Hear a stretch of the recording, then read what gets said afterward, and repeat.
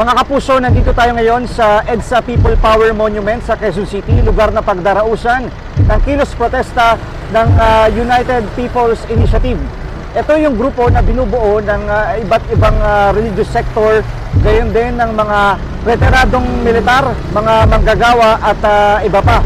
So sa mga oras na to, pasado alas 11 na ng umaga pero zero crowd estimate pa rin ng Quezon City Police District. Inaasahan na pagsapit ng tanghali magkakaroon ng pre-program habang yung main program naman ay alas 4 ng hapon. Layunin nito ang ipanawagan ang accountability at transparency sa mga opisyal ng pamahalaan na nasasangkot dito sa maanumalyang flood control project. So ang Quezon City Police District ay kanina pang madaling araw nakalatag yung pwersa dito. Ay mahigit 1,000 yung kanilang bilang dito, kasama rin yung mga tauhan ng Quezon City DRRMO, gayon din ng Task Force Disiplina, gayon din ng MMDA para hindi lamang magbantay ng seguridad kundi magbantay din ng daloy ng trapiko.